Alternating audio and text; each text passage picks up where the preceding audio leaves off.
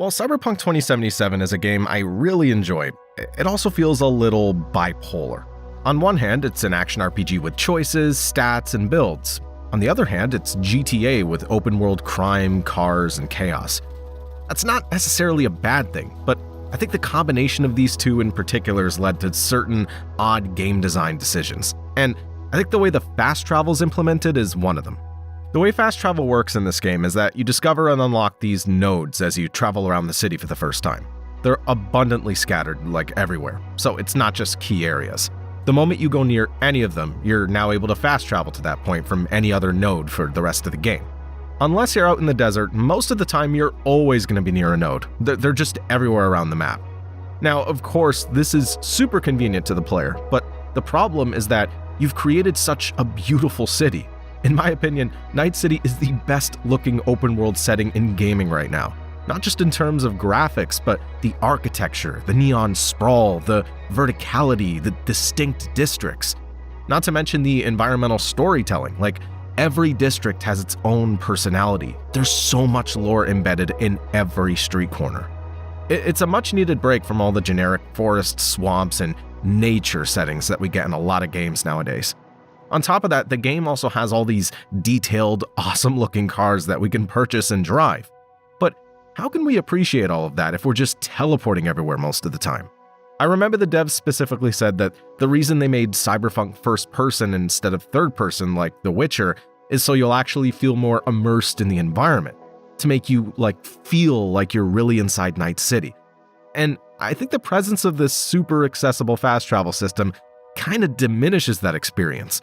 Instead of weaving through traffic and walking through streets and absorbing all of the city's atmosphere, you're just teleporting around, staring at loading screens most of the time. Now, I know some people will say, just don't use fast travel if you don't like it. But that's just really not how our gamer brains work. When given the most optimal and convenient option, it's really hard for us not to use it. And when I force myself not to, I'll still have that nagging thought eating away at me I could have saved 5 minutes if I just used a node. Now, if you've played GTA and Red Dead Redemption, you'll know that there isn't really instantaneous fast travel in those games. Yeah, there's taxis, stagecoaches, trains, and even that obscure tent upgrade in Red Dead 2. But all these methods aren't nearly as accessible and convenient as Cyberpunk's system. They're quite limited in their capability, they're not always instantaneous, and they're also immersively embedded into the game itself. You're not just clicking on the map and teleporting around through unexplainable means. There's just no immersive aspect to these fast travel nodes in Cyberpunk. The thing on it says tourist information, but how exactly does this transport V around? Is it a bus? I don't remember seeing a bus in the game. In later updates, they added the metro system and the self-driving feature, which is cool, I guess. The metro in particular is pretty immersive. You have different colored lines, you board the train, ride along, and hop off at your stop. But why bother when there's an option to skip all that? Why bother when the fast travel nodes are still way faster? If I were them, here's what I would do. Completely remove all the regular fast travel nodes. We don't need them. Remove the option to skip the metro sequence, and I'll even go a step further and make the self-driving system apply to certain cars only. Maybe only the high-end cars. Specifically so it wouldn't make the cab service reward you get for completing the Delamain missions obsolete. I mean, honestly, would people really mind if this is how the game is from the start? Of course, if you remove them now, players will probably complain because they're already used to having those features. But if CD Projekt Red had just said from the start, there's no instant fast travel in Cyberpunk. Use your car, use your feet, use the metro, immerse yourself in the city. I feel like a lot of people would be fine with that. People were fine with Red Dead Redemption 2 having minimal fast travel, and the map in that game is huge. Plus, all you had in that game is a horse, no fancy futuristic Bugatti or anything. Now, I'm not against the concept of instant fast travel as a whole. I think it makes sense for a lot of games to have it, like Elden Ring, for example. But here's my heuristic, alright?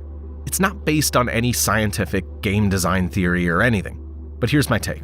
If a game takes place in an urban city setting that's not too big, and there's an engaging form of traveling in the game, whether it's driving, horse riding, gliding, or even web swinging, then there's no need for fast travel, especially not free instantaneous ones.